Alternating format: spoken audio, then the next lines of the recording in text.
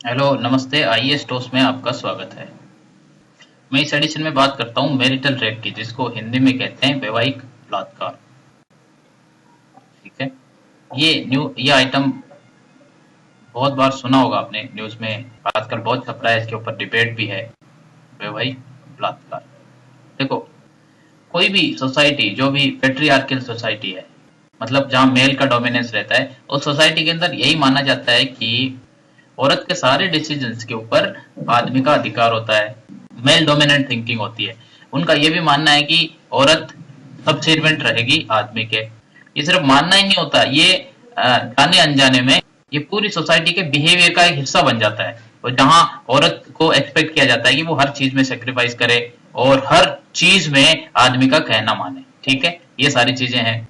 तो ये भी मानना है कि जब शादी जब हो जाती है, तो शादी के बाद जो जो सेक्स होता है, सेक्स को हिंदी में क्या बोलते हैं? अरे सेक्स तो समझते होंगे। शादी के बाद जो सेक्स होता है वो इंसिडेंटल होता है शादी के। मतलब शादी हो गई तो उसी दिन आपने, मतलब औरत ने परमिशन दे दी कि आप कभी भी जिस दिन मन चाहे, जो मेल मेंबर है वो जिस दिन मन चाहे, जिस दिन रात जब भी मन चाहे सेक्स कर सकता है, इच्छा के खिलाफ भी, औरत की इच्छा के खिलाफ भी। ठीक है, लेकिन क्या ये सही है? देखो, मैं मोरलिटी और एथिक्स में नहीं जा रहा यहाँ पे। जहाँ भी चीजों को गोल गोल घुमा के बात करनी होती है ना, वहां लोग मोरलिटी और एथिक्स में चले जाते हैं, बोलते हैं एथिकली ये गलत है, लेकिन लीगली इसको कैसे गलत ठहराएं, ये डिबेट में बहुत लोग कहते हैं। ऐसा कुछ नहीं है, इसको डायरेक्ट लीगल एक्शन के थ्रू, मतलब एक एक्ट के थ्रू इसको इलीगल ठहराया जा सकता है। लेकिन इच्छा शक्ति नहीं है हमारे पॉलिटिशियंस की, और अंडरस्टैंडिंग नहीं है इश्यू के ऊपर। चलो वापस आते हैं। जो मैरिटल रेप है, वैवाहिक बलात्कार है, वो औरत की इच्छा के खिलाफ शादी के बाद भी उसके साथ सेक्सुअल इंटरकोर्स करना इलीगल मानता है। मैं गलत सही नहीं बोल रहा, इलीगल मानता है। ठीक है, इसका मतलब अगर किसी आदमी ने ऐसा रेप किया तो उसको जेल जाना चाहिए। जेल में थोड़े दिन जेल की हवा खा के आए, तब थोड़ा रियलाइज हो कि हाँ भाई, उसकी औरत की बॉडी के ऊपर, सारी इच्छाओं के ऊपर उसका कंट्रोल नहीं है। ठीक है, एक इंडिविजुअल का अपना रिस्पेक्ट है। मतलब यहाँ क्या यूज किया उसने? थ्रेट तो यूज किए। थ्रेट कोई जरूरी है डायरेक्ट थ्रेट हो? चाकू लेके और दिखाना ही तो थ्रेट नहीं होती है। यही मतलब थ्रेट का डेफिनेशन इतना ही तो लिमिटेड नहीं है। आप थ्रेट के बारे में देखोगे तो क्या होता है कि औरत ऐसी सिचुएशन के अंदर आदमी के ऊपर फाइनेंशियली डिपेंडेंट होती है, फाइनेंशियली डिपेंडेंट होती है, और इस डिपेंडेंसी की वजह से वो बोल नहीं पाती, या आपका कोई डिसीजन होता है उसका खिलाफ नहीं कर पाती, और जब नहीं खिलाफ कर पाती तो आप कुछ भी कर देते हैं। ठीक है, यानी ये क्या है? Use of force. ये यूज ऑफ फोर्स है to to show your power, to exercise your power. ठीक है, इन रॉन्गफुल मैनर, मतलब गलत तरीके से आपने अपने पावर का इस्तेमाल किया। थोड़ा हिस्ट्री देखें।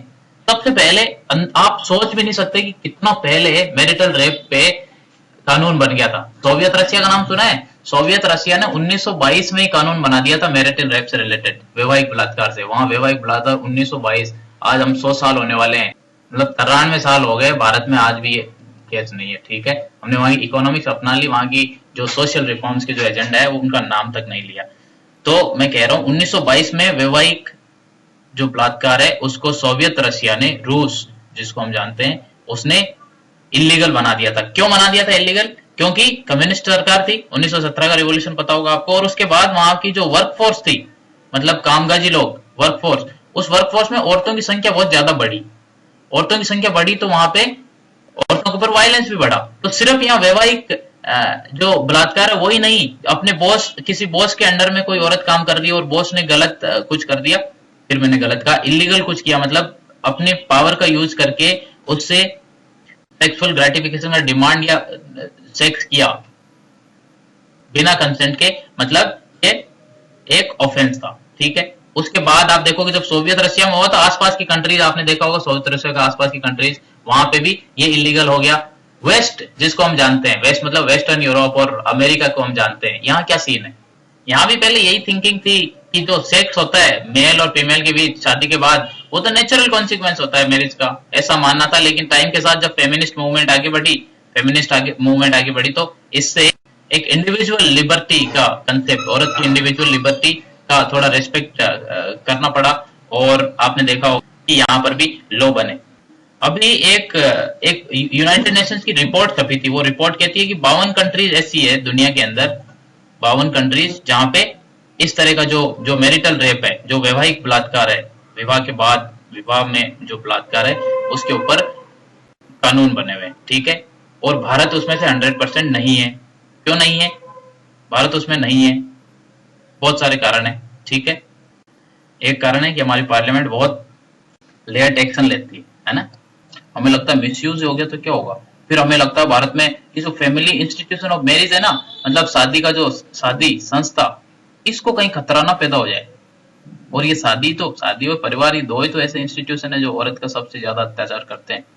अब मतलब बुरा मत मानना, सच्चाई है, प्रोटेक्शन के नाम पे। देखो भारत में आपको पता होगा, निर्भया जो जो रेप केस हुआ था, उसके बाद जस्टिस वर्मा कमेटी बनी थी। जस्टिस वर्मा कमेटी ने अपनी रिपोर्ट में डायरेक्ट लिखा था कि मैरिटल रेप जो है उसको ऑफेंस बना दो, अच्छा रहेगा। बहुत सारी रिकमेंडेशंस मान ली हमारी पार्लियामेंट ने, सरकार ने लॉ भी पास कर दिया उसके बाद, लेकिन ये मैरिटल रेप उसमें ऐड नहीं किया, ठीक है, जो कि किया जाना चाहिए था।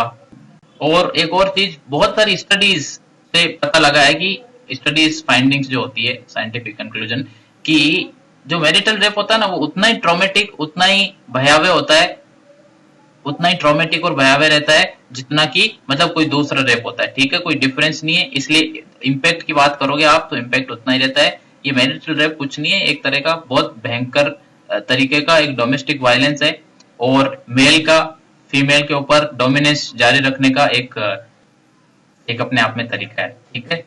तो इसलिए सोच बदलनी पड़ेगी हमें सबको। नंबर वन, समाज के जो लोग हैं, हमारे आप जैसे लोग, साधारण लोग, उनको नंबर वन सोच बदलनी पड़ेगी। नंबर टू, जो लोग कितनी सोच बदलने के तरीके से सोच नहीं बदल पाते, उनके लिए इलीगल करना इसको जरूरी है, ताकि वो तब जेल की हवा खाएंगे ना, थोड़ी जेल की हवा भी नहीं तो मान लो जेल के जहाँ कोर्ट कचहरी के चक्कर लगाएंगे ना, तो अपनी जिंदगी थोड़ी समझ में आएगी कि हाँ किसके राइट्स क्या होते हैं। Okay, bye bye, thank you. IS.TOS की तरफ से ये वीडियो था। Bye bye.